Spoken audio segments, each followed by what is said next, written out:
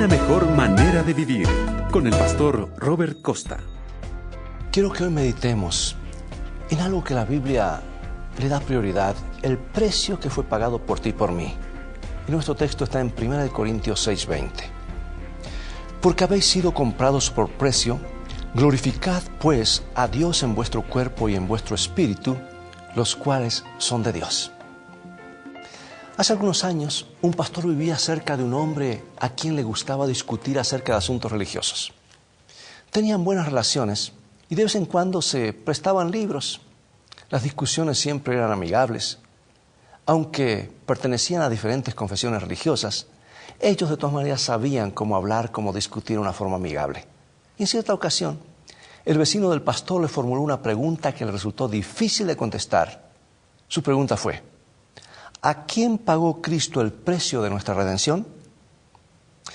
La pregunta tiene base bíblica, porque nuestro texto se refiere a que fuimos comprados por precio. Y Hechos capítulo 20, versículo 28, nos dice que Dios adquirió a su iglesia con su propia sangre.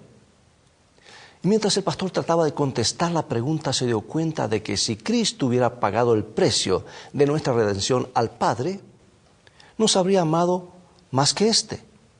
En circunstancia que Juan 3:16 se nos dice que de tal manera amó Dios al mundo que ha dado su Hijo unigénito. Bueno, Pablo, por su lado, añade que Dios estaba en Cristo reconciliando consigo al mundo. Por otra parte, afirmar que Cristo pagó el precio de nuestra redención a Satanás significaría elevar a éste por encima del Redentor, y eso difícilmente se podría aceptar. Además, aunque Satanás tiene algunas pretensiones sobre la humanidad como resultado del engaño a que la sometió, ciertamente no tiene ningún derecho sobre ella.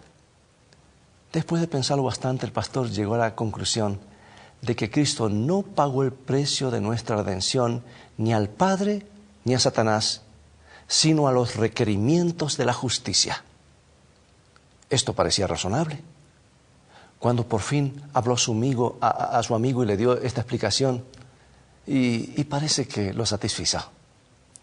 La justicia, por cierto, implica la existencia de una ley. Si Cristo, que es Dios, pagó el precio de nuestra redención para hacer frente a las demandas de la justicia, significa que el legislador del universo, en cierto sentido, se colocó él mismo por debajo de la ley.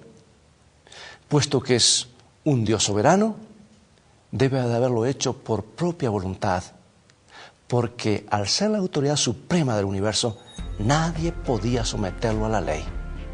¿Por qué lo hizo entonces? Para asegurar a los seres racionales, a quienes gobierna, que no es un ser caprichoso, sino que es totalmente digno de confianza. ¿Sabes? Cuando tú y yo comprendemos esta gran verdad y tenemos esta seguridad, hoy y siempre, habremos descubierto una mejor manera de vivir.